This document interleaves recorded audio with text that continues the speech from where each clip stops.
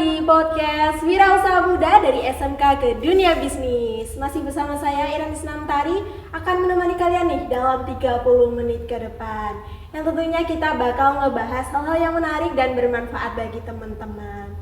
Oh ya, gimana nih kabarnya teman-teman? Semoga semuanya dalam keadaan sehat selalu ya. Oh ya, di podcast kali ini kita agak berbeda dari podcast-podcast sebelumnya. Yang sebelumnya kita bahas soal berjualan, bisnis bakery. Nah, kali ini kita lebih ngebahas tentang bisnis yang menawarkan jasa. Oh ya, di sini saya nggak sendiri, saya ditemani oleh Kak Mei selaku narasumber. Halo Kak Mei, gimana nih kabarnya? Alhamdulillah baik.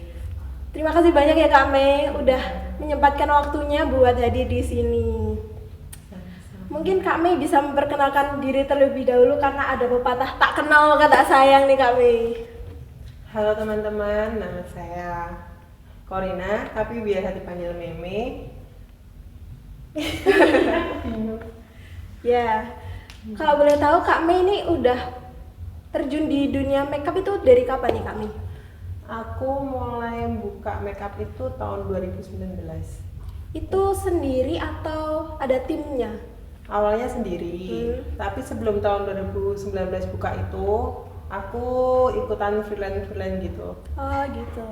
Mulai belajar makeup tahun 2014, ikut Bude, dibantu Bude, dibantu kakak, dibelajarin. Terus abis itu ikut kursus-kursus, mulai buka sendiri tahun 2019. Udah lumayan lama ya Kak ya? Iya. Kalau boleh tahu motivasi apa sih yang Kak Mei ini jalankan sampai sekarang hingga bisnis ini terus berjalan? Suka aja kalau lihat klien yang hasilnya puas, seneng di make up, lihat hasilnya bahagia, seneng lihat orang seneng, itu seneng aja, buat motivasi juga sih. Kan Kak Mei ini udah berumah tangga ya Kak ya? Iya. Lika-liku rumah tangganya barengan sama jadi MUA tuh gimana? Boleh diceritain dong? Ya banyak sih, untungnya ada suami yang mendukung. Ia yang selalu berjalan membantu di belakangku. Support ya Kak ya? Iya, selalu support. Oh iya, kan kita selalu apa sih yang kakak sukai ketika kakak menjadi MUA? Iya, itu tadi suka bikin orang bahagia, bikin orang cantik. Oh jadi suka, yang penting customer happy gitu ya Kak ya? Customer happy, bahagia, puas. Kenapa kok memilih jadi MUA ketimbang cari usaha lain? Cuannya banyak kali ya? Oh cuannya banyak. Ya banyak sih. Terus kan kemarin ada berita nih Kak, kalau pemerintah itu nggak ngebolehin wisuda. Nah dampaknya gimana nih buat MUA? Kalau MUA sih ya mungkin sedih ya, kalau penghasilan mungkin menurun. Tapi senangnya itu ngebantu orang tua yang kan kalau anak lulus itu mau naik pindah ke SMA atau yang SMP ke SMA ya, yang SD ke SMP itu kan biayanya banyak. Iya. Jadi bantu mengurangi biayanya orang tua sih. Oke. Dulu sebelum jadi MUA tuh Kak Mei tuh ada ngejalanin usaha lain nggak sih? Aku Atau dulu kerja di pabrik. Oh kerja di pabrik. Kerja apa kalau boleh tahu? Aku di pabrik perhutani Playbook. Oh. Oke. Terus Kak, kan ketika kita ada job, terus kadang ada acara lain gitu. Nah Kak Mei itu gimana sih cara ngatur waktu agar job-job itu tidak berbenturan acaranya? Dilihat dulu sih nanti acaranya sama jobnya duluan yang mana. Kalau kita udah ambil job duluan sebelum acara, kita harus nyelesain job dulu baru ke acara. Jadi ngatur waktu lah, kalau umpama acaranya sama jamnya hampir sama ya kan, ya jobnya dimajukan dulu, nanya ke kliennya dulu bisa nggak, kalau bisa maju ya maju, kalau nggak bisa, mepet-mepet nggak bisa, kita cari tim yang mau bantu kliennya mau gitu. Oh gitu ya Kak ya, jadi cari solusi lain, ada planning lain. Oh ya Kak, ada kendala lain nggak sih ketika mengatur waktu? Mengatur waktu yang buat apa? Job mungkin? double job apa Ya, gimana? bisa. Kalau double job, yang jelas kita planningnya kan dari awal udah di planning. Berapa jam kita durasi make up gitu udah di planning. Jadi kita kok bilang ke klien yang pertama itu make upnya lebih pagi gitu. Hampir biar acaranya tetap jalan lancar. Terus kita butuh kerjasama dari klien juga. Kalau boleh tahu, berangkatnya itu biasanya jam berapa Kak? Sampai pulangnya nih? Biasanya kalau akad pagi gitu ya, kalau manten akad pagi kita berangkatnya ya jam 2 pagi, setengah 2 pagi. Jam 2? Jam 2, jam 3 kalau akad pagi. Itu sampai jam 2, jam 3 tergantung jam acara selesai lah. Itu ngapain aja Kak di situ? Bekerja lah. Maksudnya bekerjanya ngapain aja gitu? Make up atau selain make up mungkin hairdo atau gimana? Ya, make up, hijabdu. Kadang kalau kena hairdo itu yang paling lama. Kita bagi katanya. waktu buat hairdo juga bisa sampai sore. Ngomong-ngomong di setiap usaha kan pasti ada promosinya ya. Iya. Terus Kak Meme itu gimana sih cara ngepromosiin usaha kakak agar usaha kakak itu dikenal banyak orang? Kalau aku sering aja kerja sama konten ya. Jadi ambil konten, kita bikin konten, kita up ke sosial media. Sosial media apa yang Kak Mei gunakan sekarang? TikTok ada, IG ada, Facebook. Jadi kita menjangkau semuanya. Semuanya yang penting kita sering up ya Kak ya. yang penting sering Agar up. teman-teman pada ngerti makeup kakak. Ngomong-ngomong soal makeup nih Kak, ada gak sih ciri khas dari makeup kakak sendiri? Yang pasti ada dong ya. Ada apa kalau boleh tahu? Kalau aku sih lebih ke cenderung ke glam soft ya atau bold, tapi ya nggak bold banget sih, yang glam soft gitu. Tapi kan kita tetap harus nurutin klien ya, requestnya klien yang gimana. Nah, gimana cara nurutin permintaan klien agar klien itu puas dengan hasil makeup kakak? Ini tips buat klien juga ya. Iya. Apa? Klien itu tipsnya ya, cari MUA atau lihat portofolionya MUA itu yang dengan seleranya, standar seleranya ya. Jangan milih MUA yang di luar standarnya dia. Jadi dia itu kan kadang pengennya makeup Barbie gitu ya. Makeup Barbie. Ya, makeup Barbie gitu. Tapi dia lihatnya ke MUA yang glam soft. Terus nanti ke MUA itu dia request Barbie. Nah, itu kan jelas ya kan nanti hasilnya kan nggak sama yang ekspektasinya dia ya. Iya. Jadi caranya gitu sih. Kalau memang dia mau request, tetap mau request boleh, tapi hasilnya nggak 100% sama. Tetap ada bedanya kan, soalnya kan tangannya tadi beda. Iya, betul. Gitu kan. Gitu sih. Terus makeup kan harus selalu upgrade ya Kak ya. Terus gimana kakak sendiri itu ngikutin tren atau berdiri di prinsip makeup kakak sendiri? Kalau aku ngikutin tren sih, ngikutin tren yang ramenya yang mana, tapi tetap dengan ciri khas kitanya sendiri, tetap diperbaruin tapi tetap dengan ciri khas. Oh iya ya. Kakak punya pengalaman gak sih yang unik atau menarik dalam dunia permakeupan? Kalau ada boleh dong diceritain. Apa ya yang unik? Gak ada sih, selama ini tetap enjoy aja. Enjoy aja. Gak ada yang pernah sih ngalamin yang mistis juga ada. Gimana tuh? Gimana? Boleh diceritain dong? Ya ada klien beberapa yang ya kliennya atau keluarganya kliennya kesurupan gitu. Kok bisa? Ya nggak tahu ya. Mungkin keluarganya ada pantangannya atau apa ya nggak tahu. Tiba-tiba kesurupan aja gitu Kak. Ada. Tapi pengantinnya enggak kan? Ada sih. Ada. Ya, ada. Oh iya Kak. Kan kepercayaan itu penting banget ya Kak ketika menjalankan sebuah usaha. Nah, gimana sih cara Kak Mei sendiri untuk meyakinkan bahwa aku tuh punya skill yang harus diasah? Itu gimana caranya Kak? Tetap belajar main. Belajar. Tetap belajar, upgrade. Terus yang paling penting ya tetap selalu berusaha yang terbaik. Percaya diri. Percaya diri, tetap usahain yang terbaik. Nah, di setiap orang kan kalau jalanin suatu usaha itu pasti ada kendalanya ya. Kalau kakak kira-kira kendala apa sih yang kakak alami ketika ngejob atau makeup gitu? Kendala dalam artian apa? Makeupnya atau mungkin? Make upnya. Iya. Oh, make upin orang gitu ya? Iya. Kendalanya. Kalau pas make upin klien yang gampang keluar air mata. Kok bisa? Kenapa? Soalnya kan kita make up itu fokusnya ke mata ya. Kalau kliennya kan sering ngeluarin air mata kan kita make upnya susah. Kayak bulu mata nggak bisa nempel, foundation nggak bisa nempel, shadow juga nggak bisa nempel. Susah sih deh di situ. Kalau makeup longsor itu gimana tipsnya kak?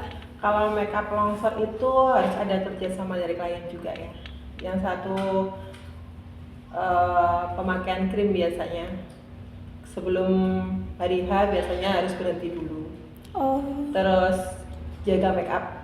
Jadi kalau make upan itu jangan sering-sering ditisu, digesek gitu. Berarti harus ngejaga skincare, nggak skincarean dulu atau gimana? Kalau krim-krim yang biasanya yang buat kulit-kulit ngelupas licin itu yang biasanya harus dihentikan dulu. Kalau yang buat moisturizer gitu, yang buat menyalin itu sih nggak apa-apa. Oh iya. Pokoknya yang nggak bikin kulit ngelupas, kulit licin itu toh. Berarti moisturizer boleh dong kak? Boleh. Buat ngelembapin muka. Iya, buat ngelembapin muka nggak apa-apa. Oke teman-teman, itu tadi perbincangan kita. Nanti tonton lagi setelah jeda iklan yang satu ini. Tetap di podcast Wirausaha Muda dari SMK ke Dunia Bisnis.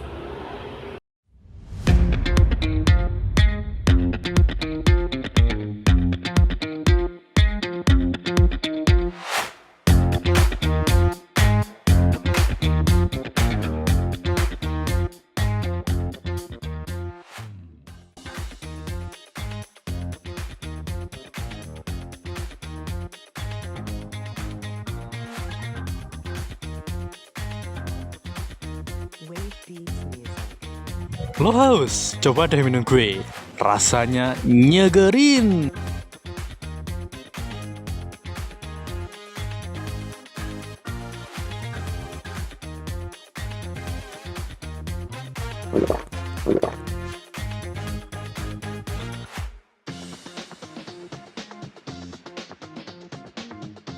Kamu capek?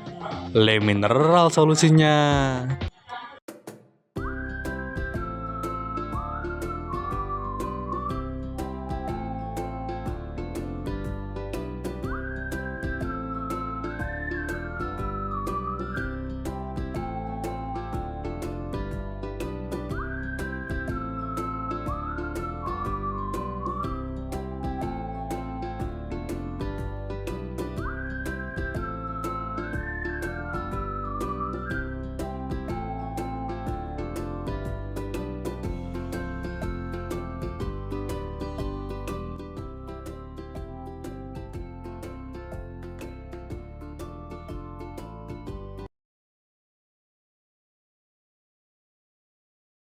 Isoplas, minuman isotonik plus 7 ion seperti cairan tubuh, sehingga dapat diserap tubuh lebih mudah. Ionmu jadi lengkap, mulai dari tegukan pertama, badan jadi fit dan fresh.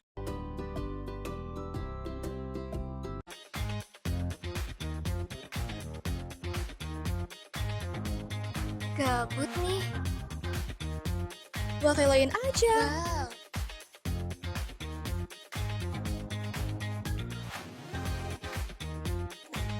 Enak. Roma Wafelo, krimnya lumer bisa digeser. Delicioso. Chocolate Italian style wafers. Delicioso Italia.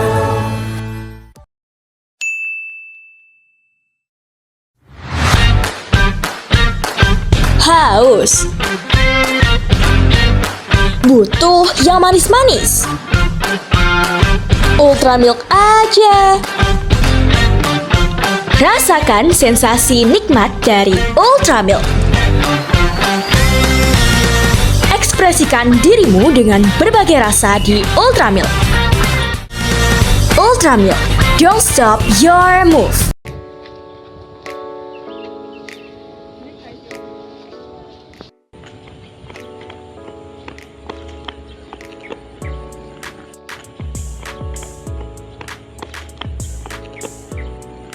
gerah habis latihan. Apa solusinya bosku? Minum Aizone, satu-satunya isotonik plus vitamin B. Cepat ganti cairan tubuh, vitamin B-nya bantu membentukkan energi. Minum Aizone, bantu siap, lanjut terus.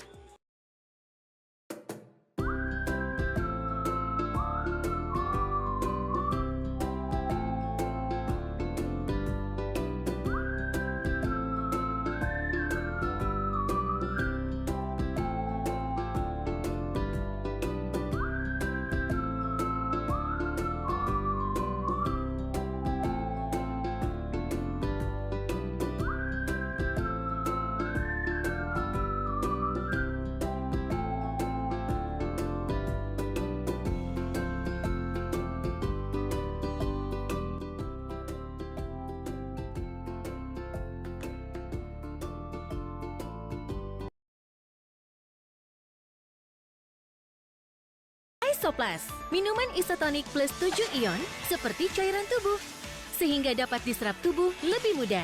Ionmu jadi lengkap, mulai dari tegukan pertama, badan jadi fit dan fresh.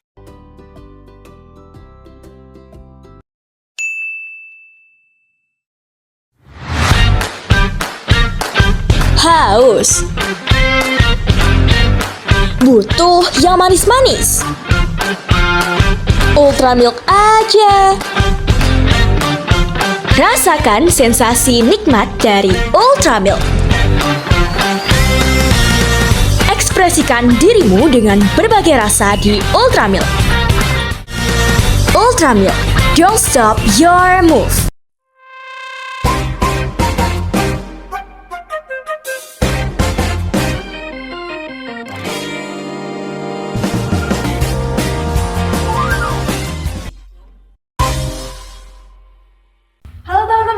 Bersama saya Ines Namtari di podcast Wirausaha Muda dari SMK ke Dunia Bisnis. Oh ya Kak Mei, tadi kan kita udah ngobrol-ngobrol banyak ya Kak ya. Kita akan melanjutkan topik pembicaraan kita tentang makeup nih. Kalau boleh tahu Kak Mei itu dulu dapat awal mula modal itu dapat dari mana?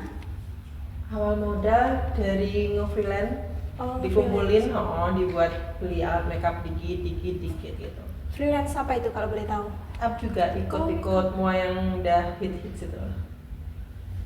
Oke, aku boleh tahu nggak sih gimana sih cara Kak Mei itu nentuin harga jasa buat klien?